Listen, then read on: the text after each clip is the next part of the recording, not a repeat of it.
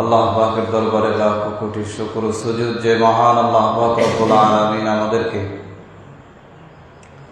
সাপ্তাহিক তালিম হালকায় জিকির, আল্লাহর ঘর মসজিদে জিকিরের মজলিসে আসার বসার তৌফিক যে আল্লাহ দান করেছেন, সবাই শুকরিয়া আদায় করি আলহামদুলিল্লাহ। আল্লাহ পাক রব্বুল আলামিন বলেন, কুল ইয়া ইবাদিয়াল্লাযীনা আসরাফু আলা আনফুসিহিম লা তাকনাতু মির রাহমাতিল্লাহ। হে আমার বান্দা এবং বান্দিগণ, আল্লাহ বলেন নাই যে হে ইমানদারগণ, এটা কি বলে নাই, বলছে হে আমার বান্দা এবং বান্দিগণ। বড় মায়া কইরা ডাক দিছেন। শুধু ইমানদারদের কি বলেন নাই, যারা হিন্দু খ্রিস্টান যারা আল্লাহকে মানে না তাদেরকেও বলছেন যে হে আমার বান্দা এবং বান্দিগণ। তাদেরকে বানাইছে কি? আমরা ইমানদার, আমাদেরকেও বানাইছে আল্লাহ, হিন্দুদেরকেও বানাইছে কি? তাও আবার মায়া করিয়া মহাব্বত করিয়া ডাক দিছেন। যেমন আপনি আপনার বাবার সঙ্গে বাজারে গেছেন, বাজারে যাওয়ার পরে এক লোক জিজ্ঞেস করছে যে এই ব্যক্তিটা কে, আপনার কি হয়? আর আপনি যদি কোন আপনার দাদার নাম লইয়া অমুকের ছেলে অমুকে, এই পেশাই গুছাই কইলেন আর সোজা কইলেন যে আমার বাবা, তো এটা মহব্বতের ডাক না? ছাত্র ওস্তাদ রওনা করছে, কি হয় আপনার? বলে এটা আমার ছাত্র। ছাত্রকে জিজ্ঞেস করে কি হয়? বলে আমার ওস্তাদ। এটা মহব্বতের বিষয়। বন্ধু যাইতেছে, কি হয়? বলে আমার বন্ধু। এটা মহব্বত না? তো আল্লাহ তাআলা সেভাবে মহব্বত করিয়া ডাক দিচ্ছেন যে হে আমার বান্দা এবং বান্দিগণ, যতই অন্যায় করো, যত অপরাধ করো, আমি আল্লাহর রহমতের দরওয়াজা থেকে নৈরাশ হয়ে ফিরে যেও না। আমি আল্লাহ পাক রব্বুল আলামিন অবশ্যই ক্ষমাশীল। তোমরা যতই অন্যায় করো, আমি আল্লাহ অবশ্যই তোমাদেরকে মাফ করে দিব। আসলে দুনিয়ার জন্য যতটা চিন্তা করি আমরা, আখিরাতের জন্য তত চিন্তা করা হয় না। আখিরাতের চাইতে দুনিয়াকে প্রাধান্য দেয় বেশি, দুনিয়াকে দাম দেয় বেশি। সবার আগে রাখি দুনিয়া, পরে রাখি আখিরাত। অথচ নবীজি বলছেন যে আগে দেখো আখিরাত, তারপরে দেখো দুনিয়া। আগে কি? আখিরাত, তারপরে দুনিয়া। কারণ দুনিয়ায় আল্লাহ তাআলা পাঠাইছি আখিরাত কামাই করার জন্য। কি কামাই করার জন্য? কিন্তু সেই আখিরাত বাদ দিয়ে দুনিয়া নিয়ে ব্যস্ত থাকা, এটা বোকামি ছাড়া আর কিছু না। আজকে জানাজায় বলছিলাম যে দুনিয়ার মানুষ একজন মারা গেলে আত্মীয় স্বজন বা মা বাবা আত্মীয় স্বজন কেউ মারা গেলে কান্না করে কি করে না? কানতে কানতে চোখের পানি, দুঃখে কষ্ট বুকটা ফাইটে যায়। কিন্তু নিজের মরণের কথা চিন্তা করিয়া বান্দা চোখের পানি ফেলতে পারে না। অন্যের মরণের কথা চিন্তা করি, টেনশন করি, কিন্তু নিজের মরণের কথা কি টেনশন করি না, ভাবি না। এই দুনিয়ার জিন্দিগি তো আজকে আছে কালকে নাই। এখান থেকে আমরা উঠা বাসা পর্যন্ত যাইতে পারবো কি পারবো না গ্যারান্টি আছে নি কোনো? পয়গম্বর হযরতে আলীকে বলতেছে যে তুমি মৃত্যুকে কতটা সামনে দেখো, কতটা কাছে মনে করো। বলে পয়গম্বর, আসরের নামাজ আদায় করছি, মাগরিব নামাজ আদায় করতে পারবো কি পারবো না, এতটুকু মনে করি, পয়গম্বর বলে না না এখনো হয় নাই। বলে এতটুকু মনে করতে হবে যে আমি ডান দিকে সালাম ফিরাইছি, বাম দিকে ফিরাইতে পারবো কি পারবো না সেই গ্যারান্টি নাই। দুনিয়ার মানুষ এখন আমরা দুনিয়া নিয়ে ব্যস্ত হয়ে গেছি। আল্লাহর এক বুজুর্গ উদাহরণ দিয়ে বলেন যে দুনিয়াটা তো সামান্য একটা সময়, এই সামান্য সময় দুনিয়ায় থাইকা সেই অনন্তকাল যেই জিন্দিগির কোনো শেষ নাই, সেই আখিরাতের জিন্দিগিতে আমাদেরকে যেতে হবে কি হবে না? তো আল্লাহর উদাহরণ দিয়ে বলেন যেই দুনিয়ায় কিচ্ছু নাই, কোনো মানুষ নাই, কোনো গাছপালা নাই, কিচ্ছু নাই এই দুনিয়ায়, দুনিয়া খালি। এই খালি দুনিয়ার ভিতরে জমিন থেকে প্রথম আসমান পর্যন্ত সমস্ত জায়গায় সরিষার দানা দিয়ে ভরা। কি দিয়ে ভরা? সরিষার দানা। বলে সেই সপ্তম আসমানে একটা পাখি থাকে, ওই পাখিটা সপ্তম আসমান থেকে এই প্রথম আসমানে দুনিয়ায় আসার পর ওই সারা দুনিয়ার সরিষার দানা থেকে একটা সরিষার দানা নিয়ে সপ্তম আসমানে যায়। এই সরিষার দানা কি অনেক বড় না ছোট? সপ্তম আসমানে যাওয়ার পর ওই পাখিটা 500 বছর পর্যন্ত বিশ্রাম করে। 500 বছর পর্যন্ত বিশ্রাম করার পর ওই পাখিটা আবার দুনিয়ায় আসে। দুনিয়ায় আসি আবার একটা সরিষার দানা নিয়ে আবার সপ্তম আসমানে যায়। আবার ওই পাখিটা 500 বছর পর্যন্ত বিশ্রাম করার পর আবার দুনিয়ায় আসে, আবার সেখানে যায়, আবার 500 বছর পর্যন্ত বিশ্রাম করে। এর দুনিয়ার মানুষ এরকম করতে করতে যদি সারা পৃথিবীর সরিষার দানা শেষ হয়ে যায়, তারপর ওই আখিরাতের জিন্দিগির কোনো শেষ হবে না। আখিরাতের জিন্দিগির কি কোনো শেষ? কিন্তু দুনিয়ার জিন্দিগির শেষ আছে না নাই? এটা কি প্রমাণ করার জন্য দলিল লাগবে বিশাল বড়?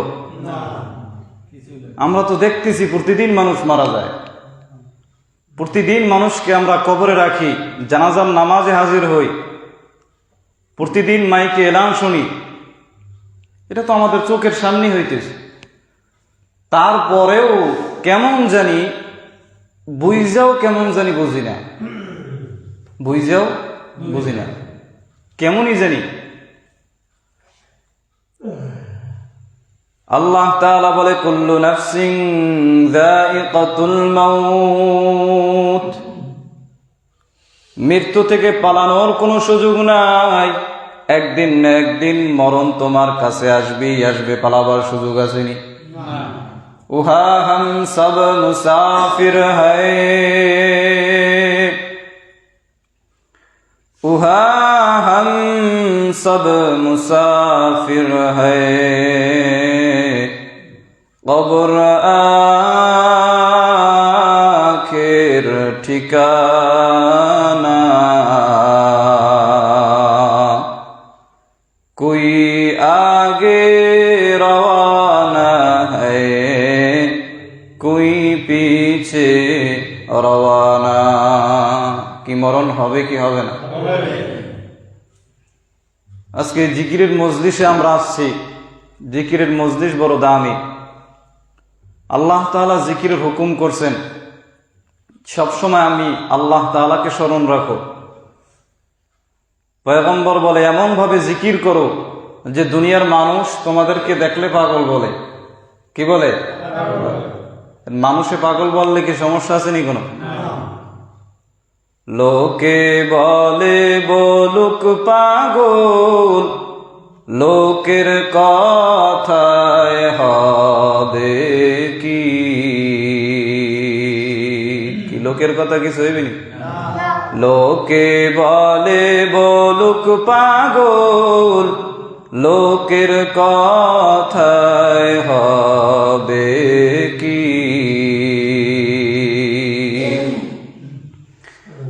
আমি ডুব দিয়েছি মাওলার প্রেম সাগরে, আমি ঝাঁপ দিয়েছি মাওলার প্রেম সাগরে, মাওলা সারা আবার কি লোকে বলে, বলুক পাগল লোকের কথায় হবে কি। বলো খেরবাদ শাহ ইব্রাহিম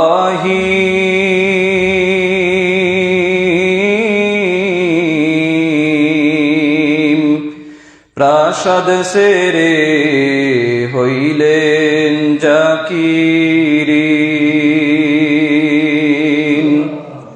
নাসেরাও তার কথা শুনল, নাসেরাও তার কথা শুনল, মাওলার খেলা বোঝো কি লোকে বলে, বলুক পাগল লোকের কথায় হবে কি। পাগল ছিলেন ফজলুল করিম,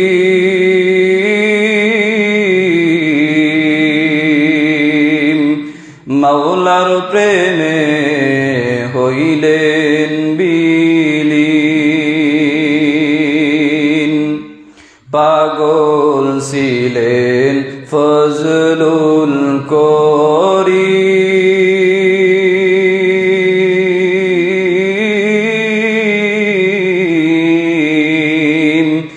মাওলার প্রেমে হইলেন বিলীন। জাহান্নামের ভয়ে কাঁপতেন,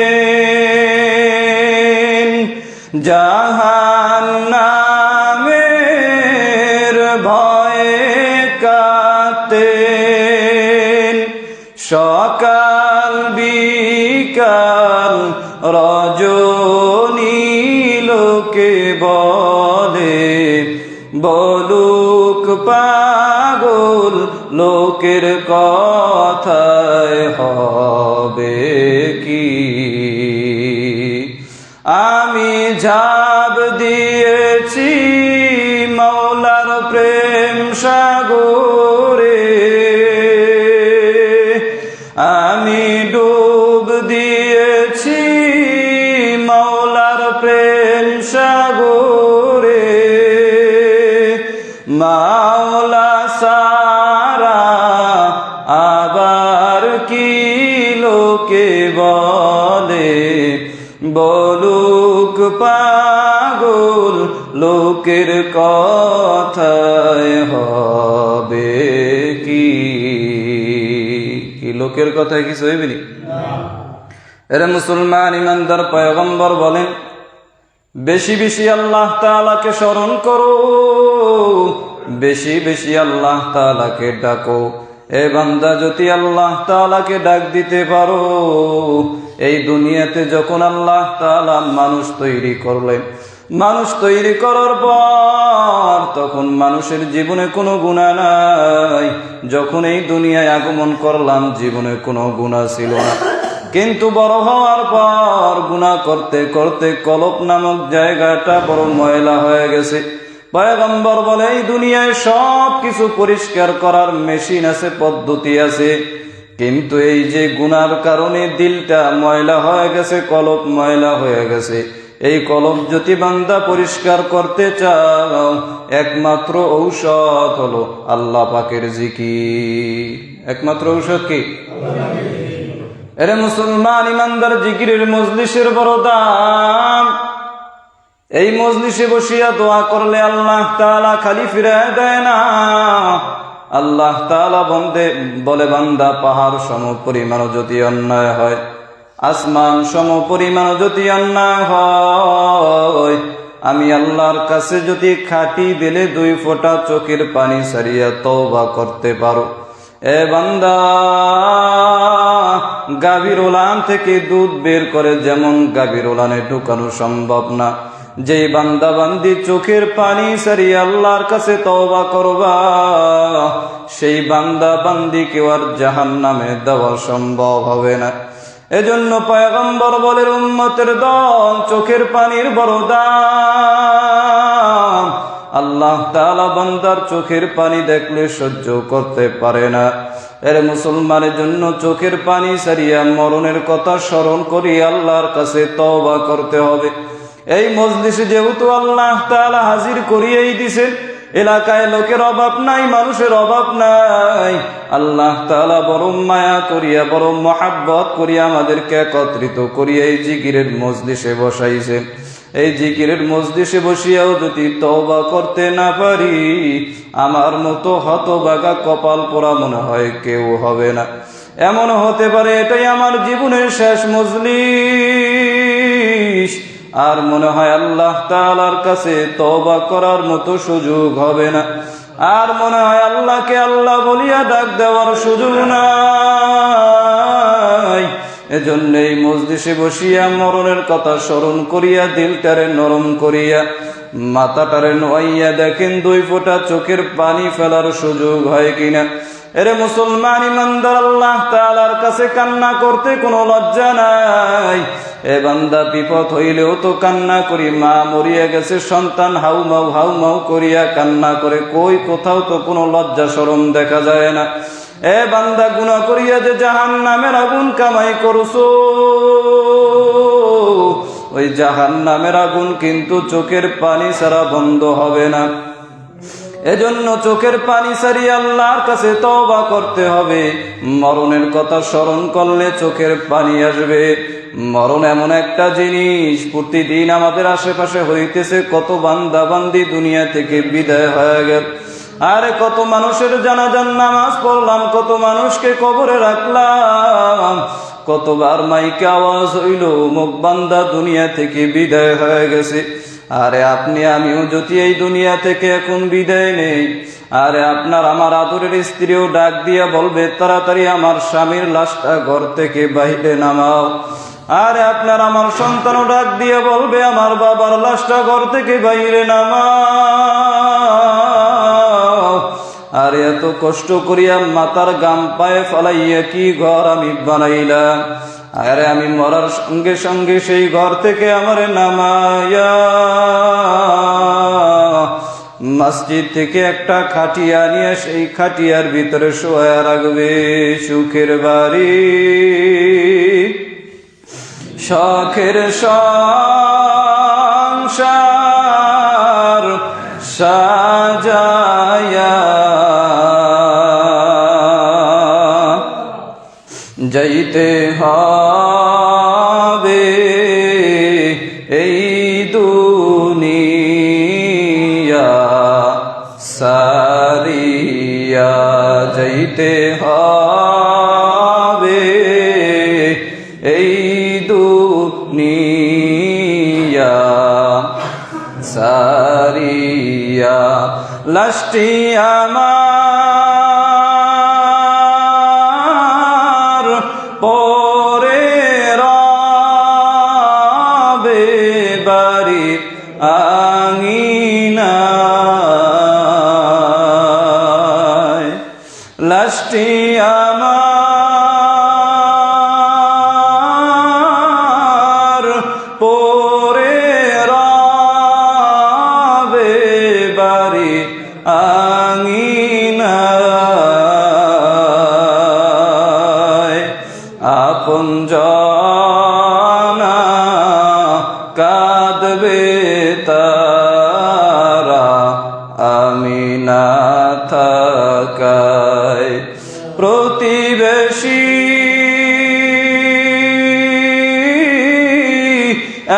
একে একে আসিয়া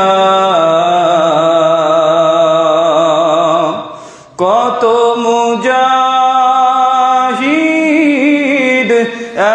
একে একে আসিয়া দেখবে তারা মুখের কাফন উঠাইয়া দেখবে তারা মুখের কাফন উঠাইয়া। এ মুসলমান, মরণ কিন্তু আমারও হবে, আপনারও কিন্তু মরণ হবে। আরে সবাই কান্না করতেছে, মা কান্না করে আমার সন্তান দুনিয়া থেকে বিদায় হয়ে গেছে। আরে বাবায় কান্না করে আমার সন্তান দুনিয়ায় নাই। আরে সন্তানরা কান্না করবে আমার বাবায় দুনিয়া থেকে বিদায় হয়ে গেছে। যে যতই কান্না করুক, সবাই চেষ্টা করবে যত তাড়াতাড়ি সম্ভব অন্ধকার কবরে রেখে আসার জন্য। আর এবার কেউ দৌড়ায় বাঁশ বাগানে বাঁশ কাটার জন্য, কেউ যাইবে কবরস্থানে কবর খনন করার জন্য, কেউ যাইবে বাঁশ বাগানে বাঁশ কাটার জন্য, কেউ যাইবে দোকানে কাফনের কাফন আনার জন্য, কেউ যাইবে বড়ই পাতা গরম পানি দিয়ে শেষ বিদায়ের গোসল দেওয়ার জন্য। আর এবার সবাই আমারে ধরিয়া জানাজার ময়দানে নিয়ে গেল। আরে আপনার আমার জানাজা শেষ হওয়ার পর এবার সব আপনজনরা ধরিয়া ধরিয়া কবর দিকে নিয়ে যায়। আর যখন নিয়ে যাইতেছে, আপনি আপনার সন্তানকে ডাক দিয়া বলবেন, রে সন্তান, তোরে এত আদর করিয়া এত কষ্ট করিয়া মাথার গাম পায়ে ফালাইয়া তোরে মানুষ বানাইলাম। এ সন্তান, তোরে দুনিয়ায় কত মহাব্বত করতাম। এ সন্তান, তুই আজকে আমাকে কোন অন্ধকার কবরে নিয়ে যাইতেছ? এ সন্তান, তুই কি দেখো ওই কবরের ভিতরে জাহান্নামের আগুন? এ সন্তান, তুই কি দেখো ওই কবরের ভিতরে জাহান্নামের সাপ? আমার দিকে তাকায় রইছে রে সন্তান। এ সন্তান, তোর হাতেও ধরি পায়েও ধরি, তুই আজকে আমাকে ওই অন্ধকার কবরে নিয়ে যাস না।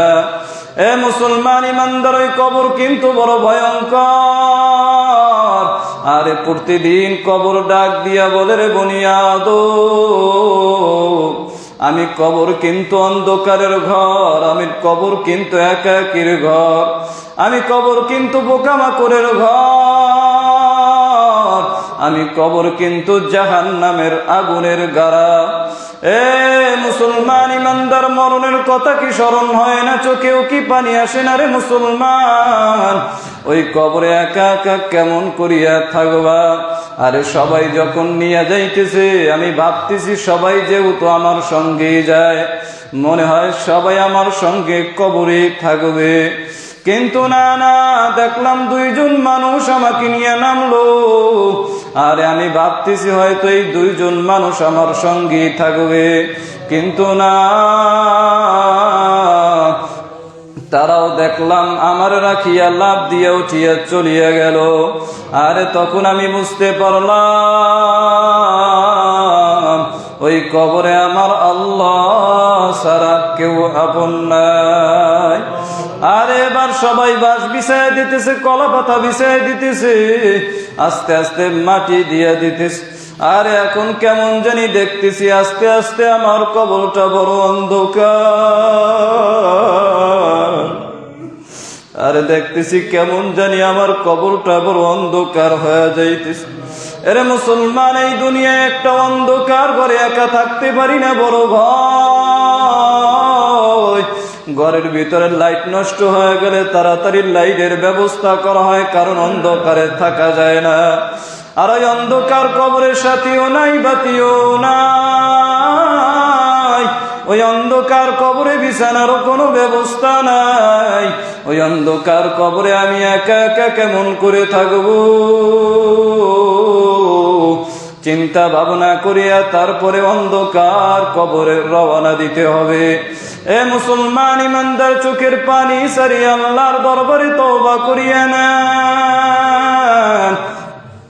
আর এখানে এমন বান্দা আছে অনেকের মা নাই, অনেকের বাবা নাই, আরে অনেকেই আছে মা হারা এতিম, বাবা হারা এতিম।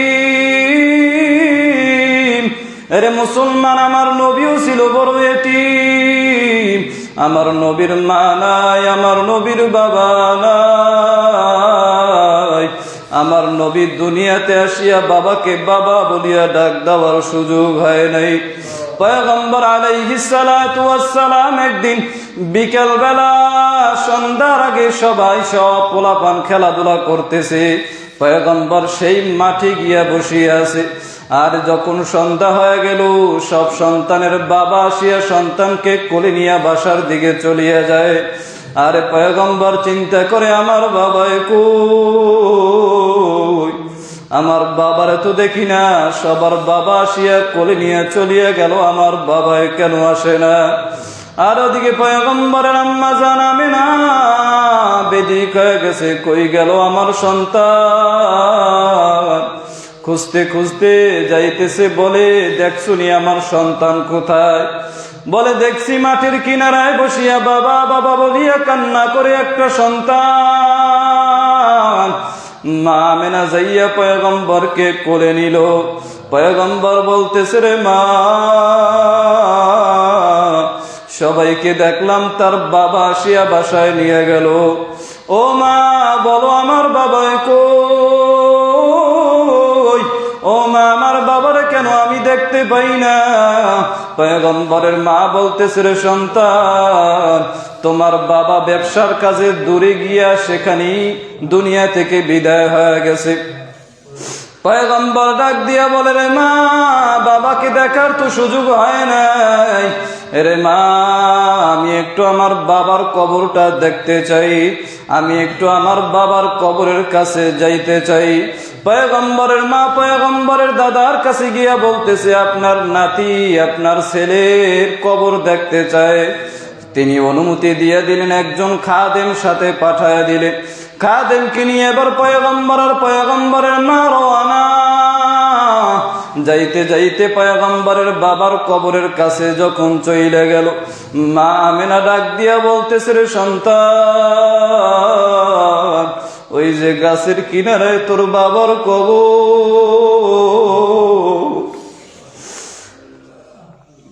পয়গম্বর আলাইহিস সালাতু ওয়াস সালাম ঘোড়ার পিঠ থেকে নামিয়া বাবার কবরের কাছে গিয়া কান্না করে আর বলে, রে বাবা, তুমি আমার সারিয়া কোন দেশে চইলে গেল রে বাবা?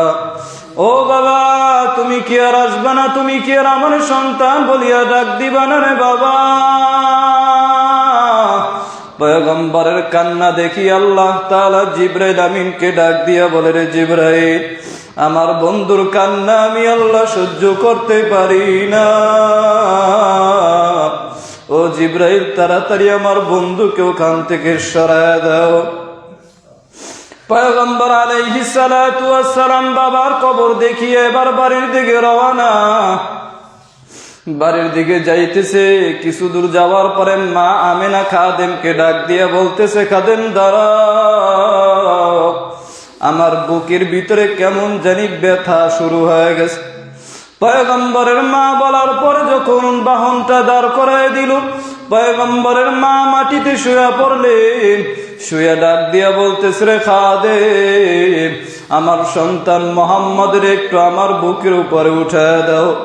পয়গম্বরকে বুকের উপরে নিয়া ডাক দিয়া বলতেছে, রে সন্তান, শেষবারের মতো মায়ের চেহারা দেখিয়া নাও। আর মনে হয় মায়ের সাথে দেখা হবে না রে সন্তান, এখানেই মনে হয় আমার বিদায় হয়ে যাইবে। আরে শিশু নবী পয়গম্বর কান্না করে আর বলে, রে মা, বাবার কবর দেখতে আসিয়া তোমাকেও হারাইয়া কি আমি চির এতিম হয়ে যাইব? এরে মা তুমি যদি চলিয়া যাও আমি কারে মা বলিয়া ডাকবো? ও মা, কে আমারে আদর করবে, কে আমারে মহব্বত করবে রে মা? আরে পয়গম্বর কান্না করতেছে, কান্না করতে করতে মা আমেনাও দুনিয়া থেকে বিদায় হয়ে গেল। এবার পয়গম্বরের মতো এতিম কেউ নাই।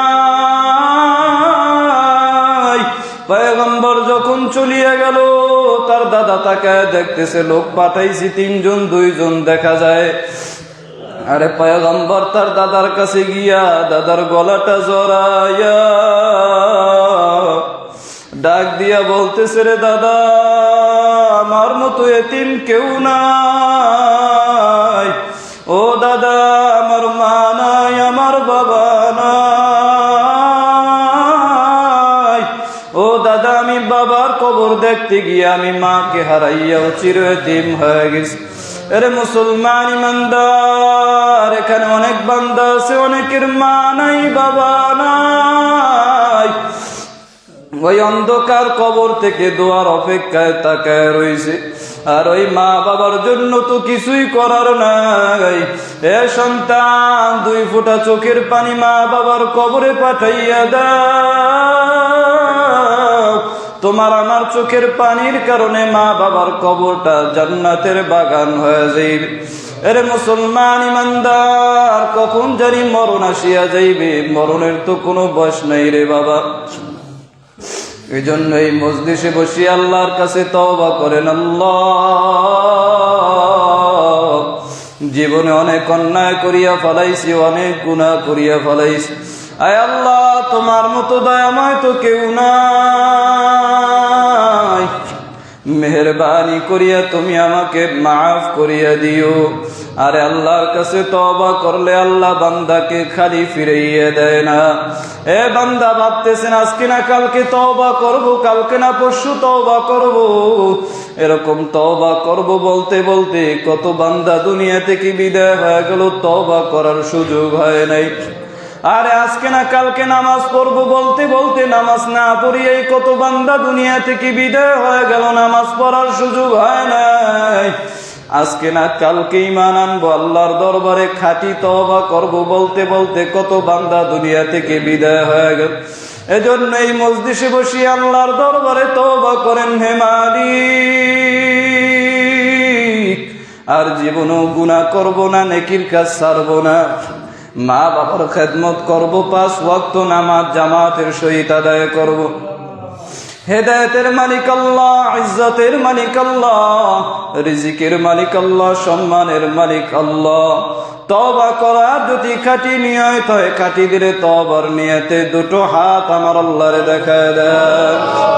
আয় আল্লাহ, আমাদের সকলের হাত আপনি কবুল করে নেন, আমাদের তওবা কবুল করে নেন। আয় আল্লাহ, তওবার উপরে মজবুত হইয়া চলার তৌফিক দান করেন, আমিন। দুরূদ শরীফ পড়ি। আল্লাহুম্মা সাল্লি আলা বাতিরে নেবে এদিকে শাফিয়ানা ওয়া হাবিবানা ওয়া মাওলানা মুহাম্মদ সাল্লাল্লাহু আলাইহি ওয়া আলা আলিহি ওয়া আসহাবিহি ওয়া বারিকা ওয়া সাল্লাম। আল্লাহুম্মা সাল্লি আলা সাইয়্যিদিনা ওয়া নাবিয়িনা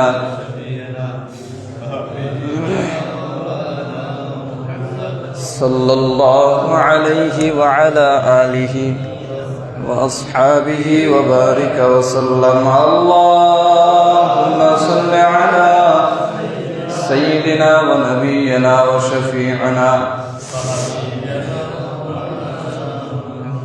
صلى الله عليه وعلى آله.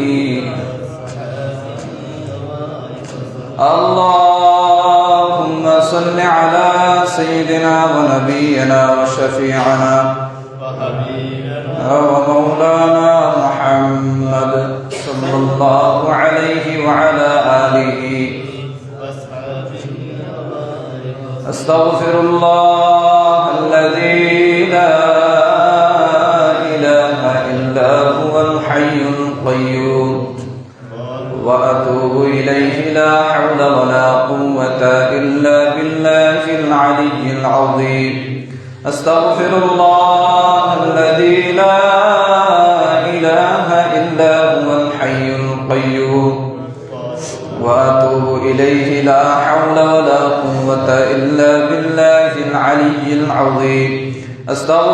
الله الذي لا إله إلا هو الحي القيوم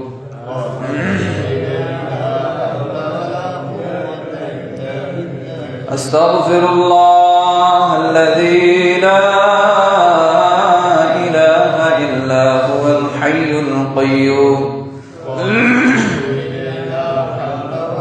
قوة إلا بالله العلي العظيم سبحان الله سبحان الله سبحان الله سبحان الله سبحان الله سبحان الله